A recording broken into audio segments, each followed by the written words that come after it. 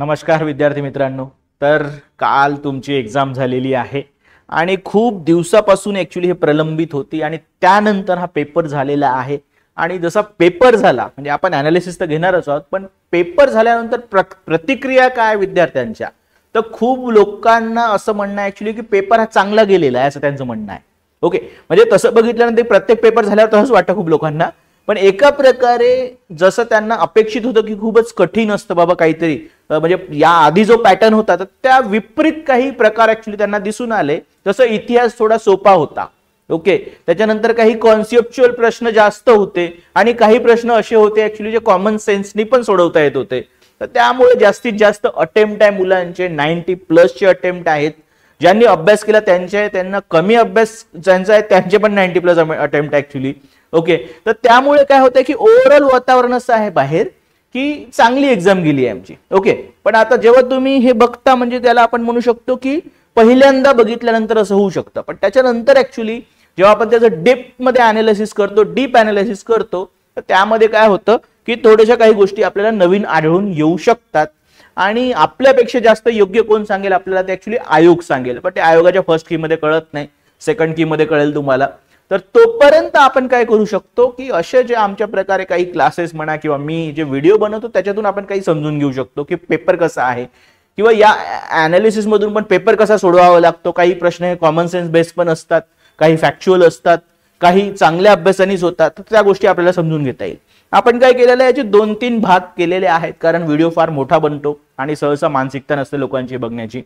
तर आपण काय केलेलं आहे की सिरीज बी मधून आपण 3 विषय म्हणजे 3 म्हणजे 2च तसं बघितलं तर दॅट इज हिस्ट्री, जॉग्राफी आणि पर्यावरणाचे 5 प्रश्न जॉग्राफीला आपण म्हणू शकतो अटॅच. असे 5 प्रश्न आपण म्हणजे टोटल 35 प्रश्न जे आहेत ते आपण आज कव्हर करणार आहोत. इतिहासाचं वेटेज किती होतं? 15 प्रश्न. भूगोलाचे किती प्रश्न होते? 15. आणि पर्यावरणाचे 5 प्रश्न, असे 35 प्रश्न आपण घेणार आहोत. मग नेक्स्ट याला आपण इंडियन पॉलिटी, इकॉनॉमिक्स किंवा करंट अफेअर हे सगळे भाग इथे घेऊ शकतो. ठीक आहे, आता आपण सुरुवात करूया जास्त वेळ न गमावता. ओके, तर पहिला प्रश्न यांनी दिलेला आहे आणि हा प्रश्न म्हणजे खूप असा एक म्हणजे सगळ्या ठिकाणी आढळतो ऍक्च्युली. याचा जो रेफरन्स आहे हा तुम्हाला स्टेट बोर्ड मध्ये पण मिळेल, हा NCERT पण मिळेल आणि आणखीन एखादी जर सोर्स असेल तुमचा ओके चांगला तर तिथे तुम्हाला हा प्रश्न मिळू शकतो. कन्फ्युजन होण्याची शक्यता कधी आहे माहिती आहे का, की जर तुम्ही याला थोडंसं म्हणजे असं वरवर वाचलं असेल तर. कारण जिथे आपण ऍक्च्युली वाचतो ना हर्षवर्धन याच्याबद्दल जेव्हा वाचणं येतं ना तेव्हा हर्षचरित्राचा पण एक उल्लेख येतो आणि बाकी हे सगळं जे आहे ते दिलेलं आहे, पण हर्षचरित्र जे आहे हर्षानी नाही लिहिलेलं आहे ऍक्च्युली. ओके, त्याच्यामुळे तो एक बाणभट्ट होता त्याच्या ऍक्च्युली याच्यामध्ये ऍक्च्युली कॅबिनेट म्हणू शकतो आपण किंवा मंत्रिमंडळ, तर त्यांनी ते लिहिलेलं आहे. ओके, आणि मग बाकीच्या 3 गोष्टी आहे ऍक्च्युली हे कोणाच्या नावाने क्रेडिट करण्यात आलेल्या आहे? हर्षवर्धन यांच्याबद्दल केलेलं आहे. ज्यांचं चांगलं रीडिंग आहे, जे फक्त असे फॅक्ट्स वाचत नाही. तर खूप लोकांनी याच्यामध्ये पण डिस्प्यूट असं म्हटलेलं आहे की त्यावेळेस पद्धतच होती की जे राजे होते ते दुसऱ्यांचं जे रायटिंग होतं ऍक्च्युली ते काय करायचे, ऍक्च्युली स्वतःच्या नावावर घ्यायचे, अशी एक पद्धत होती असं म्हणण्यात येतं. आणि या प्रकारे बाकी पण रेफरन्स सापडतात. त्याच्यामुळे याच्यामध्ये लक्षात घ्या की कन्फ्युजन होण्याची शक्यता होती हर्षचरित्रामुळे, पण ते त्यांनी नाही लिहिलेलं आहे.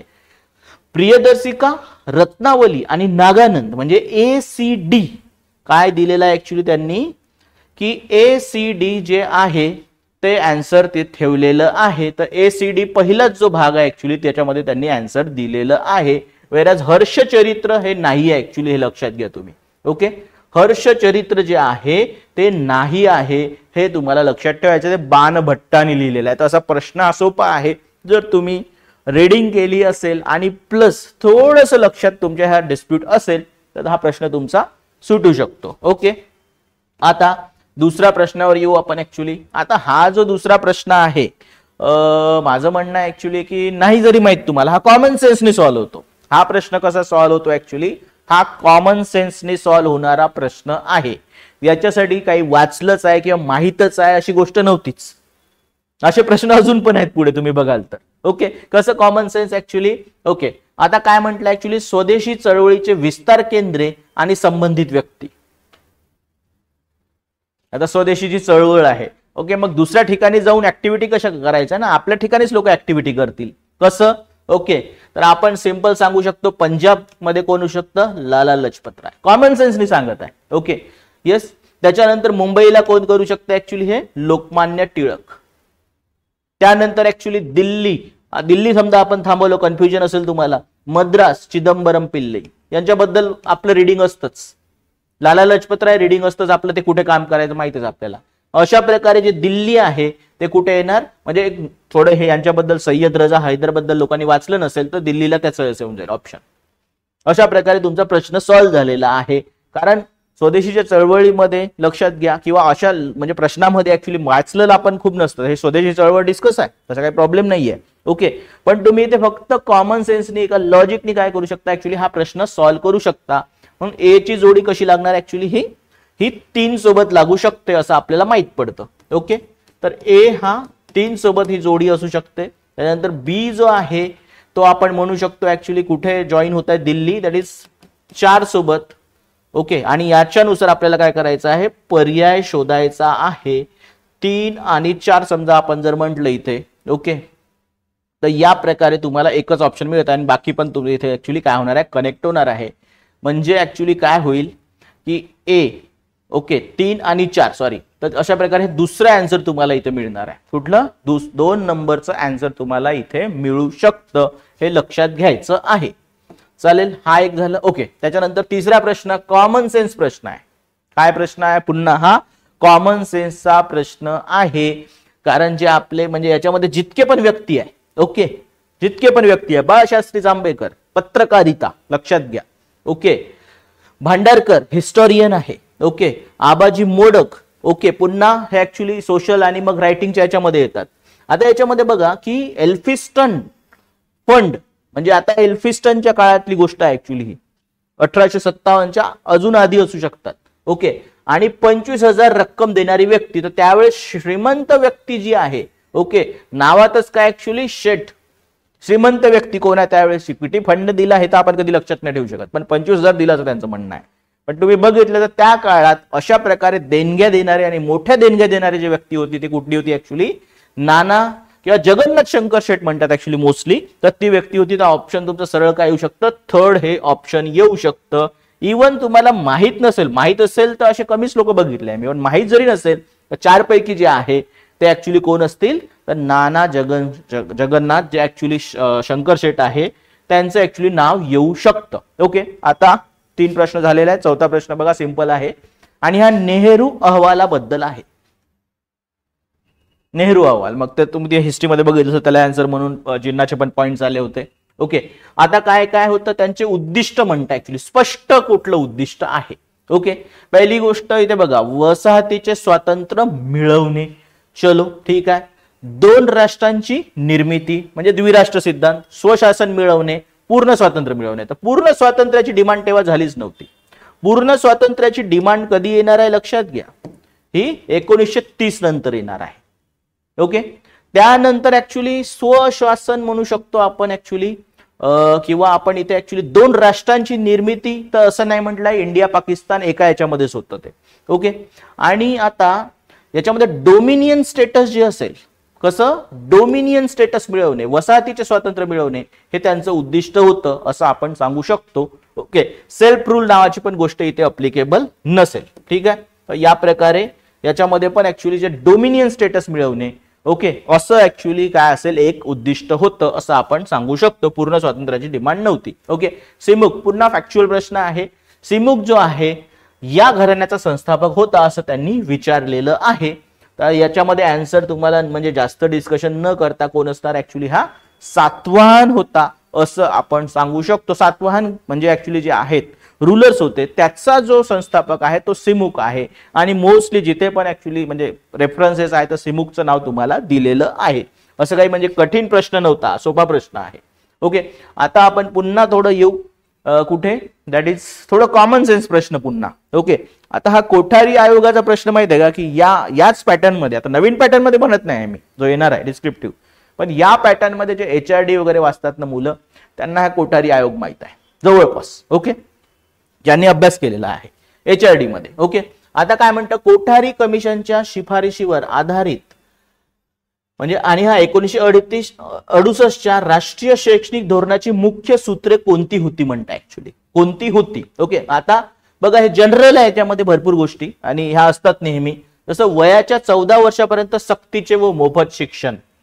आतापर्यंत माहित आहे का जितके पण कमिशन आले आहे, लॉजिकली सांगतो तुम्हाला किंवा आणखीन ओके, त्याच्यानंतर शिक्षकांसाठी उच्च स्थान व सुधारित वेतन, राष्ट्रीय ठोस उत्पन्नाच्या किमान 10% शिक्षणासाठी खर्च. ओके, आता आपण फक्त इथे कॉमन सेन्स वाईज गेलो ना तर तुमच्या एक लक्षात काय येईल माहित आहे का की आतापर्यंत जे आलेले आहे कमिशन रेकमेंडेशन सगळ्यांनी जे आहे 14 वर्ष जे आहे ते कसं असलं पाहिजे शिक्षण ऍक्च्युली 14 वर्षापर्यंत सक्तीचे आणि मोफत असले पाहिजे. तेच नंतर कॉन्स्टिट्युशनल अमेंडमेंट झालं, तेच आपल्या डीपीएसपी मध्ये दिलेलं आहे. त्यामुळे ही गोष्ट असणार आहे, काय असणार आहे ऍक्च्युली की जे आहे याच्यामध्ये असणारच आहे, तर त्याच्यामध्ये काही प्रॉब्लेम नाहीये. आणि हे खूपच जनरल जे आहे ओके ते रेकमेंडेशन आहे की शिक्षकांसाठी काय असलं पाहिजे, चांगले स्थान असले पाहिजे आणि सुधारित वेतन असले पाहिजे. ते आज पण तुम्ही एखादी एज्युकेशनवर कमिटी बनवली तर हेच रेकमेंड होणार आहे. किती हे सांगितलं नाही ती चांगली गोष्ट आहे, सांगता पण येत नाही. त्यामुळे ए आणि बी जे आहे ना असलंच पाहिजे. ओके, आता ए बी चा एक ऑप्शन आपल्याकडे आहे फक्त आणि वरील सर्वच ऑप्शन आहे. पण आता काय म्हणतं की राष्ट्रीय ठोस उत्पन्नाच्या किमान 10% शिक्षणासाठी खर्च, जे पॉसिबल नाहीये, जे पॉसिबल नाही. 10% कुठल्याही म्हणजे शिक्षण असेल, आरोग्य असेल किंवा अजून डिफेन्स येईल किंवा आणखीन ऍक्च्युली ह्या सगळ्या गोष्टी येतील, त्याच्यामध्ये कुठे पण तुम्ही 10% असं रेकमेंडेशन देणं हे कसं असेल ऍक्च्युली हे चुकीचं असेल. आणि ते म्हणजे काय म्हणते त्याला इम्प्लिमेंटेशन करण्यासाठी त्याची अंमलबजावणी करणे खूपच कठीण असेल.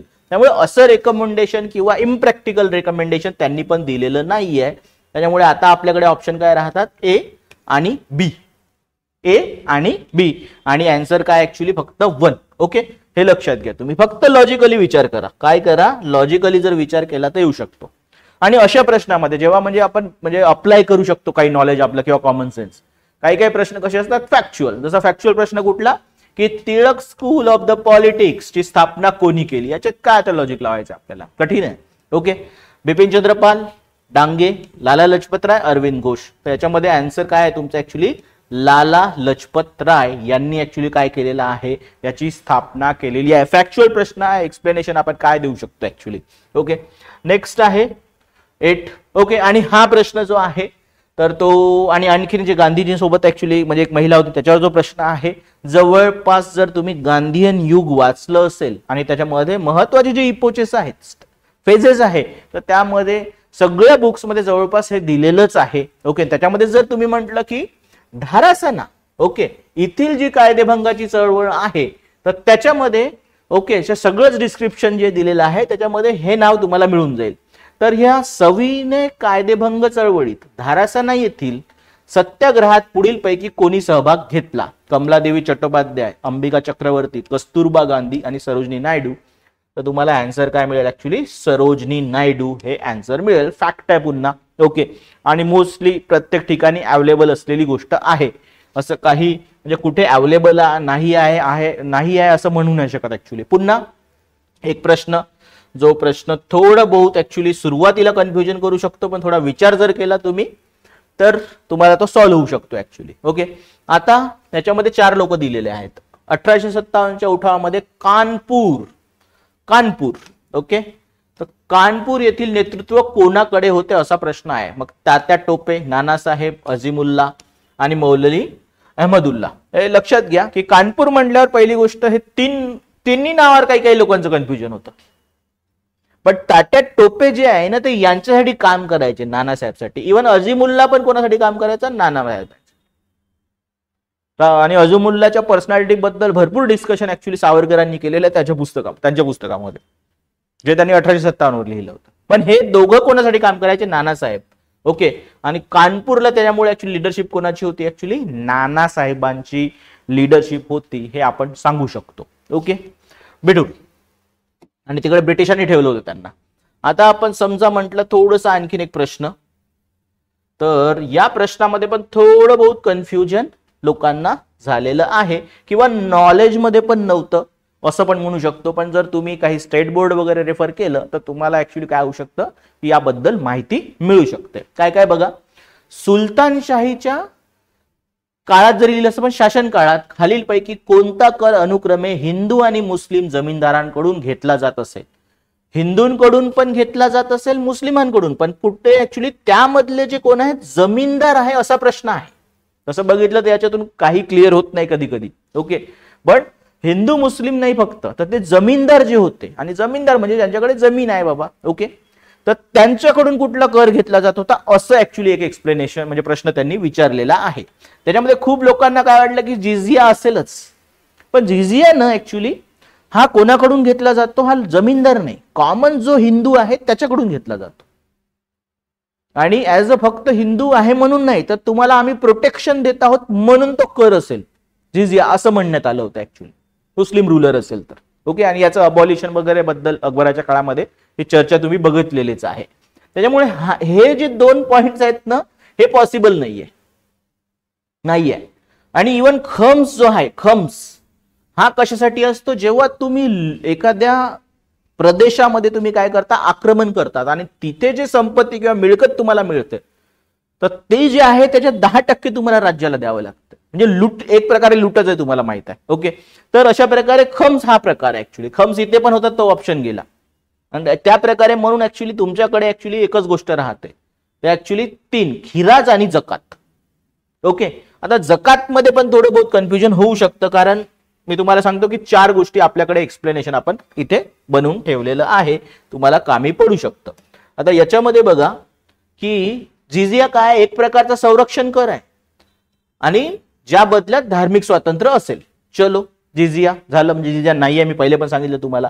खिराज काय, शेत जमीन कर आहे, पण याच्याबद्दल असं काही एक्सप्लेनेशन आहे कुठे कुठे की हा फक्त मुस्लिमांसाठी किंवा हिंदूसाठी असण्यापेक्षा हा दोघांसाठी पण होता, शेत जमीन कर आहे. चलो, तर त्याच्यामध्ये कन्फ्युजन क्रिएट होतं तसं बघितलं तर. जकात आहे मुस्लिमांसाठी आणि धार्मिक देणगी ऍक्च्युली. जकात कोणाला द्यायचं आहे? ज्यांचं एक पर्टिक्युलर आणि बेसिक पिलर पैकी आहे इस्लामच्या. ओके, कोणाला द्यायचं आहे? जर तुमचे इन्कम चांगलं असेल, एका लिमिटच्या नंतर असेल, तर मग तुम्हाला काय करायची आहे, ही देणगी द्यायची आहे. आणि ते मग जे गरीब आहेत त्यांच्या कल्याणासाठी खर्च झाला पाहिजे तसं बघितलं तर. पर्टिक्युलरली काय लँड काय म्हणते त्याला, होल्डरसाठीच असेल असं काही गरजेचं नाहीये. पण आता लँड होल्डर कसे असतात, हे वेल टू डू असतात, एक लिमिट नंतर त्यांचं इन्कम चांगलंच असतं म्हणून आपण कन्सिडर करतो. आणि खम्स काय, युद्धामध्ये मिळवलेल्या संपत्तीवर कर किंवा लुटीवर कर असेल असं आपण म्हणू शकतो. ओके, त्यामुळे जर अप्रोप्रिएट म्हटलं, not perfect but most appropriate जर म्हटलं, तर तुम्हाला ऍक्च्युली हे आन्सर मिळू शकतं. ओके, हे आन्सर मिळू शकतं. लँडलॉर्ड नसेल, पण जमीन जरी तुमच्या लँडलॉर्ड नसेल कोणी, म्हणजे जमीनदार नसेल, पण तुम्ही चांगलं कमवत असाल तरी जकात द्यावं लागेल. त्यामुळे तो ऑप्शन जो पाहिजे तुम्हाला परफेक्ट आन्सर, ओके, ते नसेल ऍक्च्युली इथे. पण तसं पण काय म्हणणं असतं एमपीएससी किंवा युपीएससीच्या एक्झामला की मोस्ट अप्रोप्रिएट काय तेच तुम्हाला क्लिक करावं लागतं. ठीक आहे, त्यामुळे ते मोस्ट अप्रोप्रिएट आन्सर असेल. 3rd. ओके, आता जो आहे पुन्हा फॅक्ट आहे, खालीलपैकी कोणत्या शासकाच्या कालखंडात अब्दुल रजाक या फारसी प्रवाशाने विजयनगरला भेट दिली? तर ते आहे देवराय 2. ओके, आणि वेगवेगळ्या म्हणजे याच्यामध्ये काय म्हणते त्याला की वेगवेगळे आन्सर देणं सुरू आहे, पण सहसा जे आपल्या इकडे आहे की देवराय 2 हे आन्सर आपण देऊ शकतो. आणि एक लक्षात घ्या की कृष्णदेव राय आणि त्या संबंधी जे ऍक्च्युली विजयनगर आहे हे प्रश्न रिपीटेड आहे. त्यामुळे याबद्दल जेवढी इन्फॉर्मेशन तुम्हाला मिळवायची असेल एक्झामसाठी नेक्स्ट तुम्ही मिळवली पाहिजे असं लक्षात येत आहे. फेवरेट बीट आहे ऍक्च्युली युपीएससीची. ओके, चालेल, नेक्स्ट प्रश्न घेऊया. नेक्स्ट प्रश्नाचं काय म्हणणं ऍक्च्युली इथे काय करायचं, तुम्हाला चुकीच्या जोड्या ओळखायच्या आहेत. चलो, तर बरोबर जे असेल ते नाही क्लिक करायचं आहे. तर अब्दुल समद प्रसिद्ध चित्रकार, जवळपास सगळ्याच मुघलकालीन जे ऍक्च्युली रेफरन्सेस आहे आपले स्टेट बोर्ड आहे, एनसीईआरटी आहे. आणि माझं म्हणणं आहे की तुम्ही ना पहिले बेसिक गोष्टी करायला पाहिजे, such as state board, NCERT, कारण त्यामध्ये सगळ्या गोष्टी कशा दिलेल्या आहेत, ह्या सुटसुटीत दिलेल्या आहेत, ज्यामधून प्रश्न येत आहेत असं वाटत आहे मोस्टली. आणि काही असे जे एज्युकेटर आहे त्यांचं पण म्हणणं तेच पडतं ऍक्च्युली. ओके, त्याच्यानंतर अब्दुल समीद हा प्रसिद्ध चित्रकार होता. ओके, आणि याबद्दल रेफरन्सेस आहेत आपल्या इकडे. त्याच्यानंतर तख्ते ताऊस, ओके, ज्यालाच काय म्हणण्यात येतं, मयूर सिंहासन असं म्हणण्यात येतं, हे लक्षात घ्या. म्हणजे ही पण जोडी कशी ऍक्च्युली, ओके, ही बरोबर आहे असं लक्षात येत आहे. त्याच प्रकारे समजा आता आपण पुढे गेलो. ओके,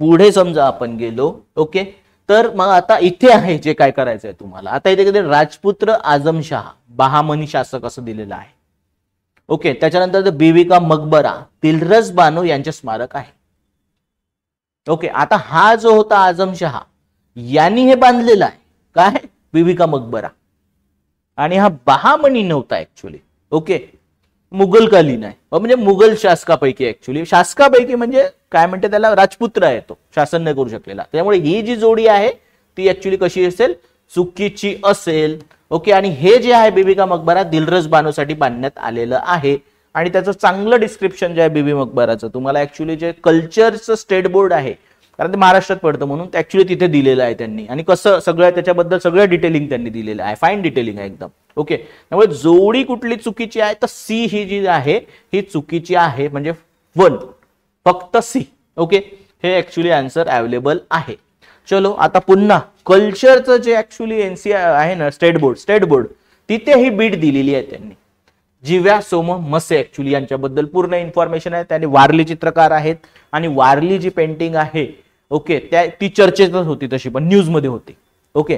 पण हा प्रश्न कुठून आला असेल असं मला वाटतं, कल्चरचं जे ऍक्च्युली स्टेट बोर्ड आहे, 2 पुस्तकं आहे, 11वी 12वी, ओके, त्यामध्ये ऍक्च्युली की नाही यांच्याबद्दल पेंटिंगचा जो चॅप्टर आहे त्यांचा चित्रकला, त्याच्यामध्ये यांच्या इन्फॉर्मेशन आहे. आता काय काय सन्मानित करण्यात आलेलं आहे, पद्मभूषण, पद्मश्री, तर दोन्ही गोष्टी असणं थोडंसं अनकॉमन आहे.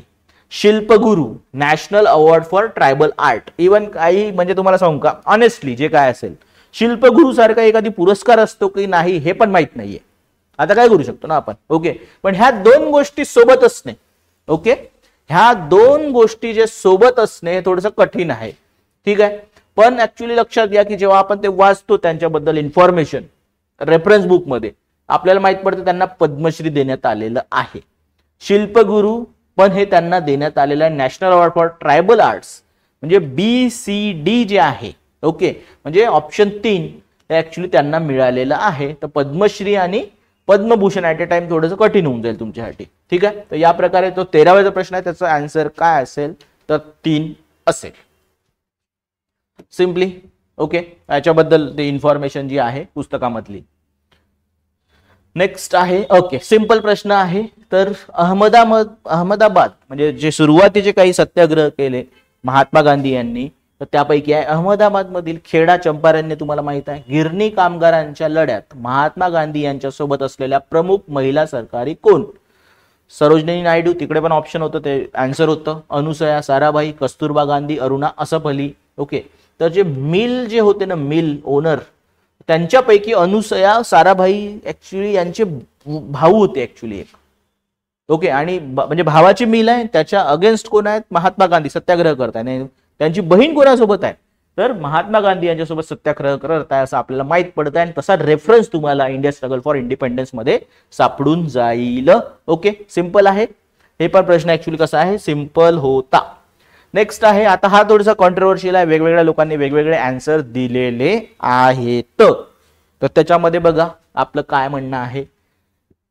1907 मध्ये काय झाले, राष्ट्रीय काँग्रेसमध्ये स्प्लिट झाली. फूट पडल्यानंतर सुरत येथे राष्ट्रीय काँग्रेस कोलमडली, हा आपला विजय आहे असे विधान कोणी केले, ओके. आता याच्यामध्ये 2 गोष्टी लक्षात घ्या की याच्यामध्ये ना आन्सर हे 2 तर नाही आहेत. लॉर्ड कर्झन नाहीये, कर्झननी तसं प्रिडिक्ट केलं होतं, ओके. कर्झनचं असं म्हणणं होतं की आपण काय करणार आहोत, काँग्रेसला फेल करणार आहोत त्याच्या काळामध्ये, फूट पाडा राज्य करा. कर्झननी चांगल्या प्रकारे राबवलं आणि त्याचा पीसफुल डिमाइस होईल एक दिवस असं त्यांनी म्हटलं. पण हे स्टेटमेंट त्याचं नाहीये. इव्हन टिळकांचं पण स्टेटमेंट तसं नसणार असं आपण म्हणू शकतो, ओके, राईट. पण इथे लॉर्ड मोर्ले आणि मिंटो, गव्हर्नर जनरल आणि आपण काय म्हणू शकतो भारत मंत्री, ओके. तर असा रेफरन्स आढळत आहे की मिंटोनी लेटर लिहिलं, काय केलं, लेटर लिहिलं मोर्ले यांना, कशा प्रकारे की सुरत येथे राष्ट्रीय काँग्रेस कोलमडली, हा आपला विजय आहे अशा प्रकारे लेटर मध्ये त्यांनी सांगितलेलं आहे, असा रेफरन्स आढळत आहे. तर हे मिंटोचं वाक्य आहे असं म्हणजे आपले रेफरन्सेस सांगत आहे, ठीक आहे. तर अशा प्रकारे हे काय आहेत तर 15चं जे आन्सर आहे हे 3 असू शकतं, आपण म्हणू शकतो, सॉरी 4 आहे असं सांगू शकतो ऍक्च्युली. ग्रेट. या प्रकारे काय आहेत हे 15 प्रश्न आपण इतिहासाचे घेतलेले आहेत. त्याच प्रकारे आपण काय करणार आहोत आता, जिओग्राफीचे पण जे प्रश्न आहेत ते आपण चर्चा करणार आहोत.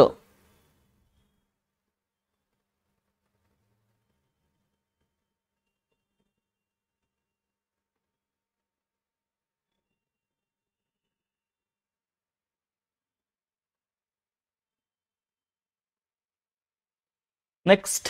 ओके, चलो आता जिओग्राफी सुरू होत आहे. तर जिओग्राफीमध्ये आपण बघू, काही प्रश्न जे आहेत फॅक्च्युअल आहे, तुम्हाला माहीतच असायला पाहिजे, आणि काही प्रश्न असे आहेत की ऍक्च्युली त्याच्यामध्ये कॉन्सेप्च्युअली तुम्ही म्हणजे कॉमन सेन्स किंवा कॉन्सेप्ट तुम्हाला माहित असेल तर खूप चांगलं होईल ऍक्च्युली. ओके, आज आपण फॅक्च्युअल प्रश्न आहे पहिला. चंद्रपूर जिल्ह्यात खालीलपैकी कोणत्या ठिकाणी दगडी कोळसा सापडतो असं विचारलेलं आहे.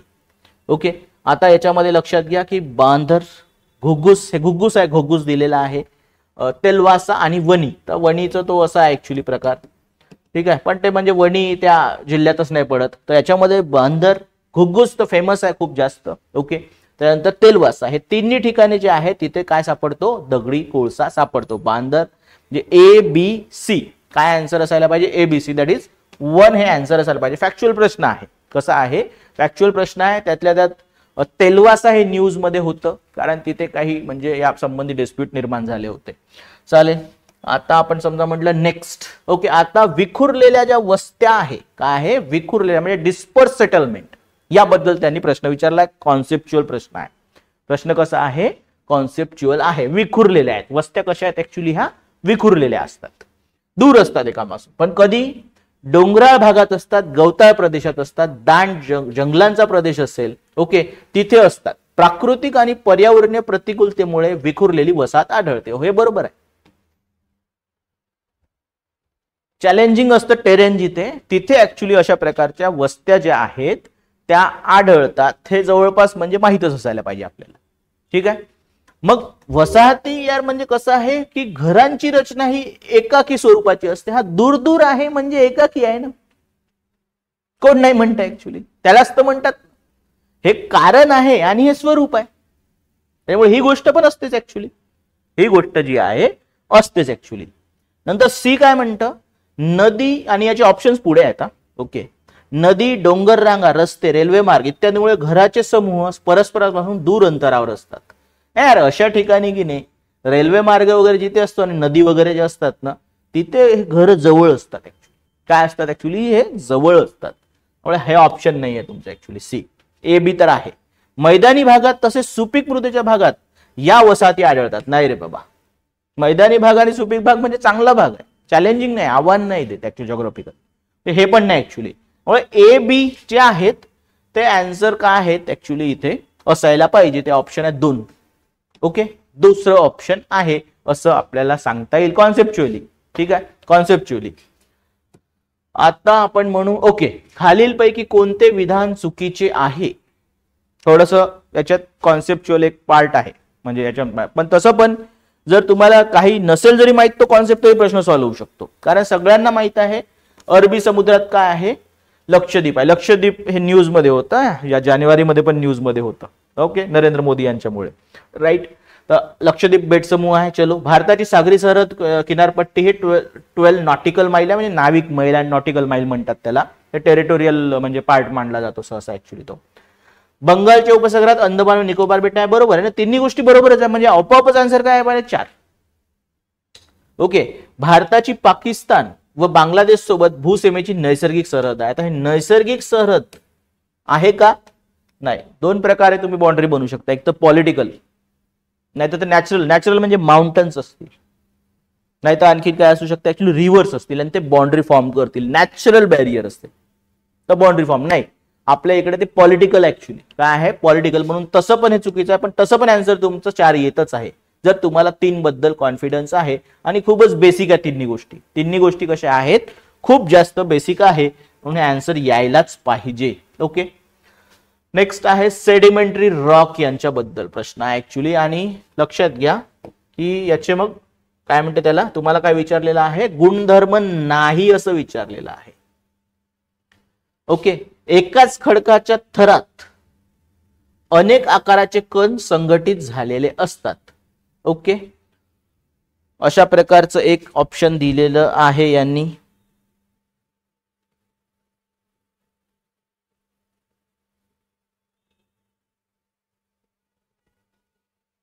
खडक अवाढव्य आकाराचे असून कठीण असतात. खडकात प्रामुख्याने जीवावशेष आढळतात. ओके, खडक मृदू असतात त्यामुळे त्यांची झीज लवकर होते. ओके, तर जे आहे याच्यामध्ये आपण म्हणू शकतो की ऍक्च्युली हा जो दुसरा ऑप्शन आहे, खडक अवाढव्य जे आहेत किंवा मग ते कठीण असतात, तर तसं ऍक्च्युली कठीण असण्याची शक्यता किंवा अवाढव्य असण्याची शक्यता जी असते ती कमी असते ऍक्च्युली सेडिमेंटरी रॉक मध्ये, कारण ते लेअर बाय लेअर त्याला फॉर्म करायला खूप वर्ष लागतात. मोठे असण्यापेक्षा ते तुम्हाला छोटे आढळतील बाकी खडकांच्या स्वरूपापेक्षा, किंवा ते सहसा तेवढे कठीण नसतात. ओके ओके, इथे तर कठीण आणि मृदू दिलाय म्हणजे दोन पैकी एक असायला पाहिजे. आणि नाही असा गुणधर्म विचारलाय, कसं नाही, ऍक्च्युली ते सहसा छोटे असतात as compared to other rocks. Okay, तर आपण म्हणू शकतो की ऑप्शन 2 जे ऍक्च्युली ते आपण इथे आन्सर म्हणून देऊ शकतो. ओके, आता पुन्हा एक कॉन्सेप्च्युअल प्रश्न आहे. प्रश्न कसा ऍक्च्युली हा कॉन्सेप्च्युअल आहे, तर तो आपण लक्षात घेतला पाहिजे. तर भारतातील जनगणना वर्ष आणि काय त्याचा मृत्यूदर विचारलेला आहे. कोणी असा अभ्यास करतं का दरवर्षीचा मृत्यूदर? नाही ना, आपल्याला पण नाही करायचा आहे. पण आपल्याला काय करायचं आहे, आपल्याला लॉजिक वापरायचं आहे. ओके, तर आपल्या इकडे जे डेमोग्राफिक ट्रान्झिशनची थेअरी आहे, काय आहे डेमोग्राफिक ट्रान्झिशनची थेअरी काय सांगते तुम्हाला की जे डेथ रेट आहे, डेथ रेट तो काय होता ऍक्च्युली हा घटत आहे, सतत कमी होत आहे. इथे सतत कसं कमी होईल, 81 ला कसं असेल, हा जास्त असेल. ओके, त्यानंतर पुन्हा तो कमी होईल, मग पुन्हा कमी होईल आणि पुन्हा कमी होईल. अशा प्रकारे सरळ सरळ ऍक्च्युली तुमची काय होत ऍक्च्युली ते जोडी लागत आहे. ए चं 1, बी चं 2, सी चं 3, अशा प्रकारे लॉजिकली हा आपण डी चं 4. ओके, अशा प्रकारे हा लॉजिकली प्रश्न काय करायचा ऍक्च्युली तुम्हाला सॉल्व्ह करायचा आहे असं आपल्याला माहित पडायचं आहे. आणि त्याचा आन्सर येतो 1. सिंपल आहे, याच्यात काही तुम्हाला आकडेवारी माहित असणं गरजेचं नव्हतं. तुम्हाला तर तो जो काय म्हणते त्याला जन्मदर पण तशा प्रकारे, पण ऍक्च्युली मृत्यूदर जो होता सतत काय होत आहे डेमोग्राफिक ट्रान्झिशन मध्ये हा घटत असतो. आणि त्या प्रकारे तो प्रश्न सॉल्व्ह करायचा. तर आन्सर 1 आहे. खालीलपैकी कोणती नागरी वस्तीचा आकृतीबंध नाही? बुद्धिबळाच्या पटासारखा असू शकतो कधी, जेव्हा ते प्लान असतं सिटी ऍक्च्युली, म्हणजे वसाहत असेल, काही घरं असतील, पुन्हा ऍक्च्युली थोड्या मोकळी जागा असेल, पुन्हा ऍक्च्युली काय असेल घरं असतील. ओके, वर्तुळाकृती असू शकतं, ऍक्च्युली रेषाकृती पण असू शकतं, पण ते कसं नसलं पाहिजे, डिस्पर्स नसलं पाहिजे, विस्कळीत नसलं पाहिजे असं आपण सांगू शकतो. म्हणून काय असेल ऑप्शन इथे ऍक्च्युली 3 असेल. सिंपल प्रश्न आहे, कॉन्सेप्च्युअल आहे. ओके, नंतर हा बघा योग्य जोड्या लावा. प्रश्न नंबर काय ऍक्च्युली हा 22 आहे. त्याचं ऑप्शन पुढे आहे. तुम्ही सगळ्यांना माहित आहे की भारतामध्ये काय राष्ट्रीय उद्यान जिम कॉर्बेट आहे, हे तर सगळ्यांनाच माहित असेल. दुसरी गोष्ट म्हणजे ग्रेट बॅरियर रीफ कुठली कंट्री आहे, ऑस्ट्रेलिया. म्हणजे अ चं 1 आणि ड चं 4 हे फिक्स आहे. चलो पुढे, आता ग्रेट कॅनियन आणि गॅलेपिगोस. ओके, तर ज्याच्यामध्ये ग्रेट कॅनियन हे तर यार म्हणजे पुस्तकामध्ये दिलेलं आहे, स्टेट बोर्डामध्ये आपल्या फोटो दिलेला आहे ग्रेट कॅनियन, किंवा वेगवेगळ्या म्हणजे ते काय म्हणतात पॉप्युलर कल्चर आपण म्हणू, एखादी वेब सिरीज मूवी म्हणून तिथे पण ते दाखवतात. सहसा पण ते तुम्ही बघत नसाल, म्हणजे नसेल जरी बघत तरी चालेल, पण पुस्तकामध्ये त्यांनी स्टेट बोर्डच्या दिलेलं आहे ग्रेट कॅनियन. आणि मग आपोआपच काय होतं इक्वेडोरमध्ये हे ऑप्शन लागतं. 1, 4 तेच आहे, हे फक्त ऑप्शन चेंज झाले पाहिजे. कशा प्रकारे दिलेलं आहे, ए चं कसं असलं पाहिजे 1 इथे पण दिलेलं आहे, हे पण दिलेलं आहे. ओके, पण हे नाही पाहिजे आपल्याला, कसं पाहिजे हे क्रॉस पाहिजे. 3 आणि 2 म्हणून ऑप्शन काय येतं ऍक्च्युली इथे 3 हे ऑप्शन येऊ शकतं लॉजिकली असं आपण सांगू शकतो. थोडा अभ्यास पाहिजे. ओके, पुन्हा फॅक्च्युअल प्रश्न आहे. प्रश्न नंबर 23, यापैकी सगळ्यात लांब नदी कुठली आहे? तर ती कुठली ऍक्च्युली मिसिसिपी रिव्हर आहे. सिंपल. नेक्स्ट, आता हे डिपेंड यार म्हणजे कशा प्रकारे आकडेवारी राज्यसेवा म्हणजे एमपीएससी कन्सिडर करतात त्याच्यानुसार, पण एवढं नक्की आहे की लोकसंख्येत महाराष्ट्राचा 2रा क्रमांक लागतो. जी घनता आहे ती ऍक्च्युली कशी आहे, ती 365 आहे. ओके, जवळपास साक्षरता काय आहे एवढीच आहे 82.91. आणि जवळपास लिंग गुणोत्तर आपलं एवढं आहे आपण असं म्हणू शकतो. पण कुठे कुठे आकडेवारी हे 927 पण दिलेली आहे, इथे 925 आहे.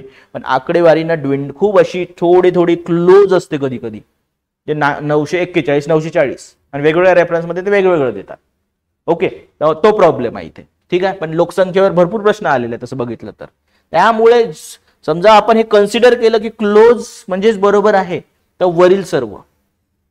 ओके, आणि तसं पण माहित आहे का की ए बी चा ऑप्शन नाही याच्यामध्ये. काय आहे, ए बी चा तसा पण ऑप्शन नाही, म्हणून वरील सर्व हे आन्सर त्यांनी द्यायला पाहिजे. पण थोडंसं लिंग गुणोत्तर हे आन्सर चेंज होतं. ओके, पण तसं ऑप्शन पाहिजे आपल्याला एबीसी. ओके, पण आहे एबीसी, पण हे पण म्हणजे तसं बघितलं तर एक्झॅक्टली असं साक्षरता दर प्रत्येका ठिकाणी नाही दिलेला आहे त्यांनी, म्हणजे क्लोज पकडले आन्सर. क्लोज जर पकडले त्यांनी तर वरील सर्व आन्सर असू शकतं. ओके, 929 पण दिलेलं आहे कुठे कुठे. ठीक आहे. ओके, कोणती सिंधू नदीची उपनदी नाही बाबा? रावी, बियास, चेनाब, झेलम हे सगळे आहेच ना जवळपास. रावी, बियास, चेनाब, फक्त काय नाही, सोन नाही. ऍक्च्युली सोन रिव्हर नाहीये, गंगा यमुना या सिस्टमला जाऊन भेटते ऍक्च्युली ते. ठीक आहे, हे झालंय आपलं. ओके, पुन्हा एक फॅक्च्युअल प्रश्न आहे, प्रश्न नंबर 26. काय म्हणता? हेतवणे. आता याचं काय प्रोनाउन्सिएशन असेल त्यानुसार. प्रमुख जलसिंचन योजना खालीलपैकी कोणत्या जिल्ह्यात स्थित आहे? सिंधुदुर्ग आहे, सातारा, बीड, रायगड. येस, रायगड. सिंपल आहे. ओके, सिंपल म्हणजे वाचलं असेल तरच सिंपल आहे. महाराष्ट्रात कोणत्या प्रकारच्या जलप्रणाली आढळतात? वृक्षाकार आढळतात का, समांतर आढळतात का, अनिश्चित आहे आणि जाळीदार आहे? ओके, ऑप्शन त्यांनी सगळ्याच प्रकारे दिलेले आहेत. हे ऑप्शन इथला ऍक्च्युली. ओके, आता बघा की याच्यामध्ये की नाही, समजा आपण म्हटलं एक्सप्लेनेशन, तर हे आहे तुमचं ऍक्च्युली वृक्षाकार, हे पॅरलल.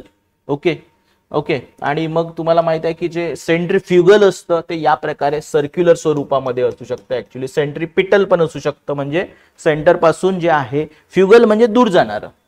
ओके, इथे सोर्स असेल सहसा, आणि समजा हे माउंटनवर असेल तर मग अशा प्रकारे पॅटर्न येतो. पण समजा डिप्रेशन असेल, डिप्रेशन, तर मग कसं असेल, ते सेंट्रीपिटल असेल आणि इरेग्युलर पॅटर्न असू शकतो. असं म्हणण्यात येतं की आपल्या इकडे कुठला पॅटर्न आढळत नाही महाराष्ट्रात, हा पॅटर्न आढळत नाही. कोणता? ओके, म्हणजे त्याला डी डी तसं पण नाही आहे, त्यामुळे एबीसी ऑप्शनची शक्यता आहे आपल्या इकडे. ओके, म्हणजे आहे म्हणजे तेच आन्सर आहे. कसं? 1 आन्सर ऍक्च्युली आहे. 27 आन्सर काय असेल? हे 1 असेल असं समजून येत आहे. नेक्स्ट समजा आपण म्हटलं, ओके, पुढील कोणत्या घटकांच्या माध्यमातून मासेमारी विकास कार्यक्रम प्रभावीपणे राबवला जातो? प्रश्न कठीण, म्हणजे कठीण नाही ऍक्च्युली, पण प्रश्न कसा आहे माहित आहे का, की लक्षात येत नाही त्यांचं काय म्हणणं आहे म्हणून ऍक्च्युली. ओके, कोणा थ्रू बरं, कोणत्या घटकांच्या माध्यमातून जर म्हटलं तर घटक हे आहेत मग.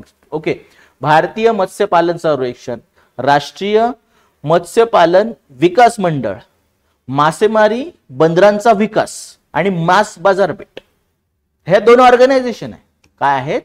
ऑर्गनायझेशन आहेत. तर कोणाला पण वाटू शकतं की त्यांच्या थ्रू होतं, आणि हे त्याचे कंपोनंट आहेत. काय आहेत? त्यांचे कंपोनंट आहे असं लक्षात येत आहे. ओके, प्रभावीपणे राबवला जातो. समजा मासेमारी विकास कार्यक्रम प्रभावीपणे राबवला जातो, तर पहिले 2 ऑप्शन ऍक्च्युली काय व्हायला पाहिजे?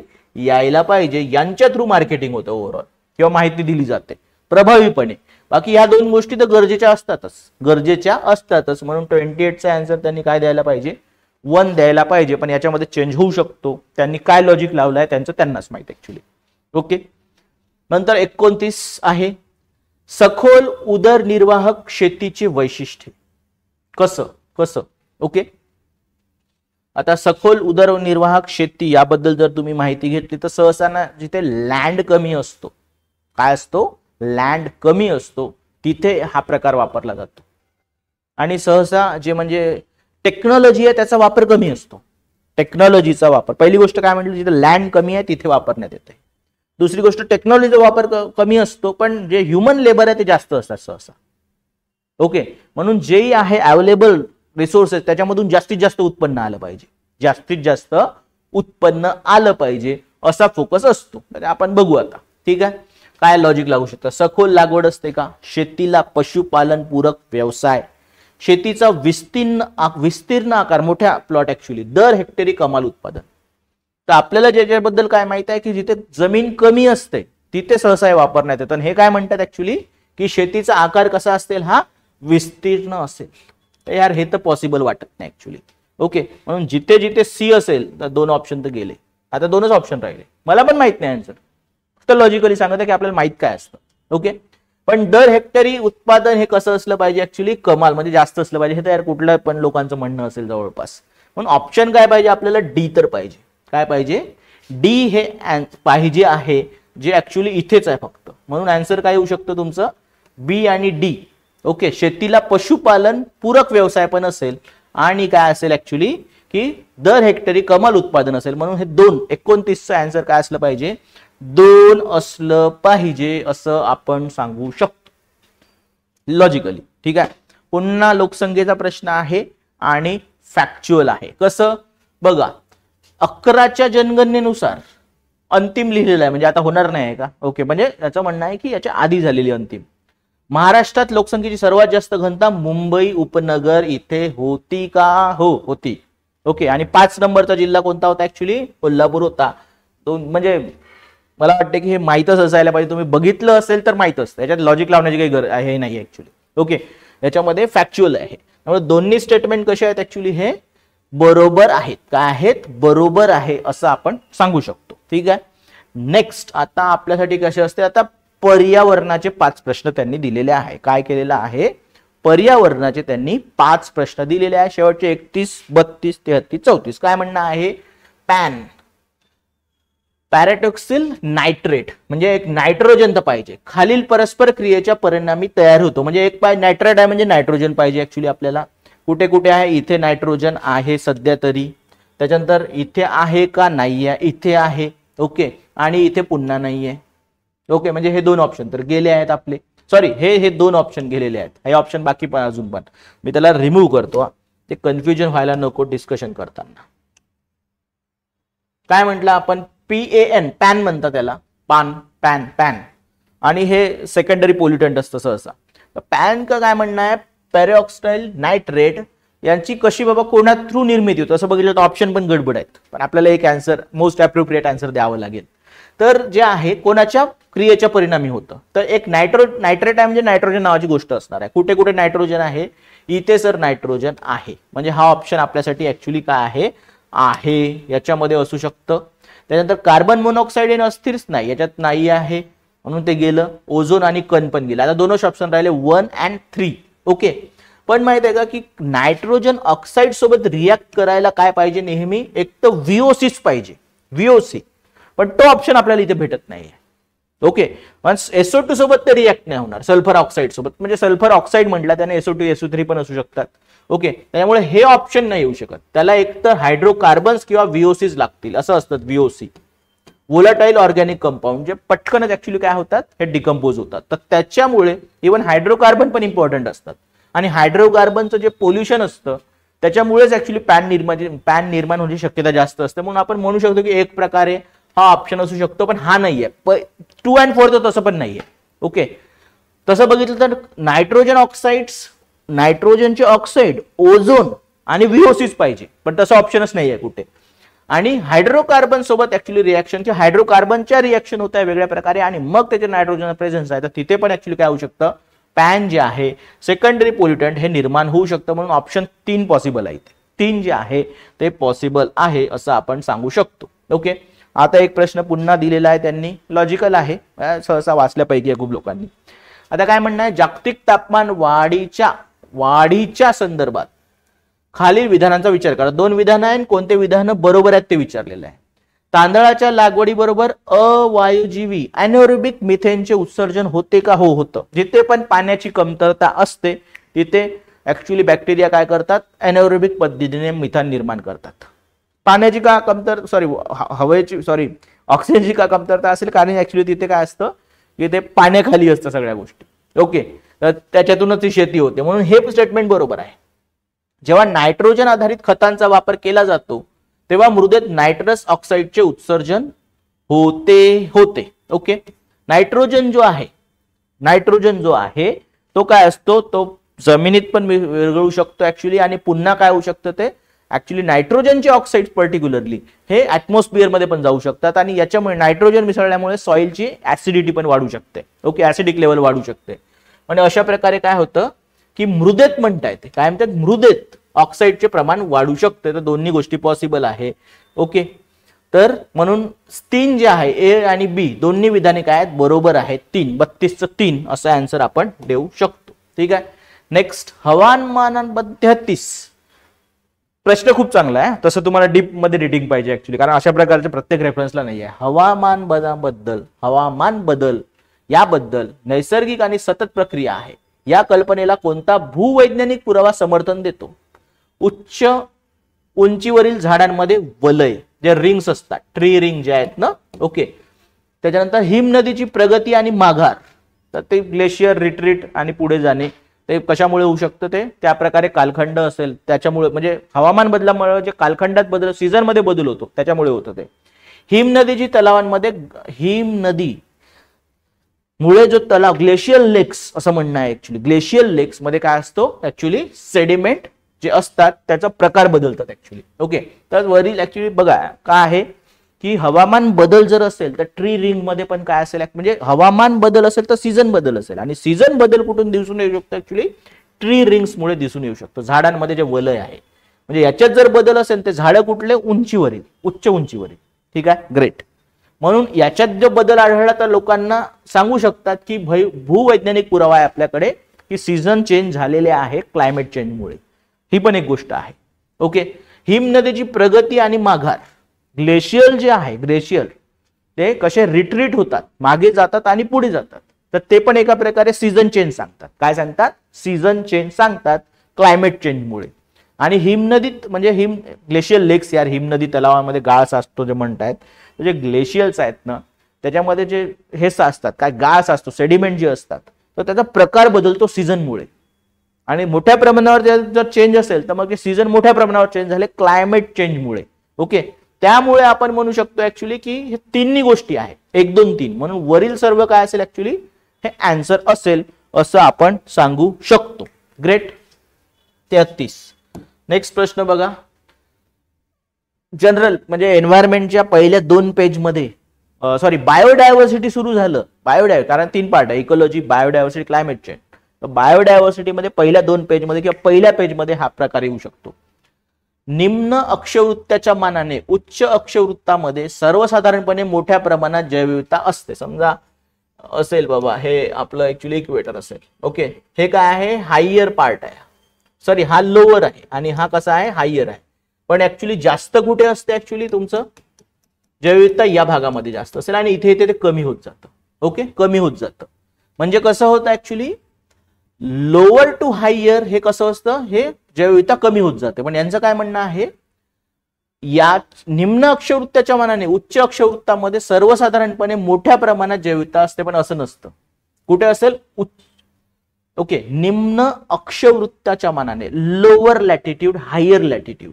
ओके, तर जे लोअर लॅटिट्यूड आहे इथे काय असेल, जास्त असेल.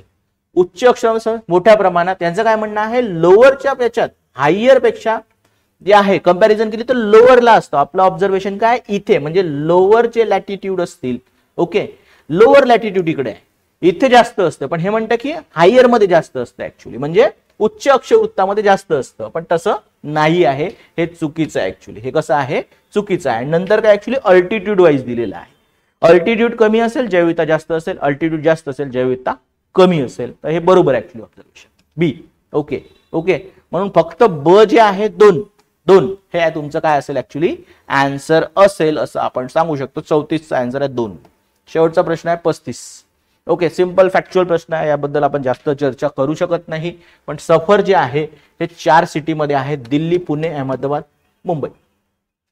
पुण्यात राहत असेल तर माहितीच पडतं पुण्यात राहण्याचे फायदे, पण असं गरजेचं नाही आहे, कारण ही बीट सगळीकडे न्यूजमध्ये असते सहसा.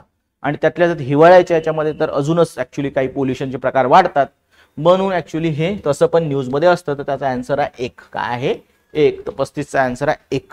अशा प्रकारे आपण काय केलेलं आहे, 35 प्रश्न डिस्कस केलेले आहेत. नेक्स्ट पण प्रश्न आपण ऍक्च्युली काय करणार आहोत, चर्चा करणार आहोत. आणि याबद्दल जर तुम्हाला एखाद्या प्रश्नावर आक्षेप असेल, डाऊट असेल, तर तुम्ही कमेंट बॉक्समध्ये विचारू शकता. इवन रेफरन्सेस बद्दल डाऊट असेल तर तुम्ही तसं विचारू शकता. थँक्यू.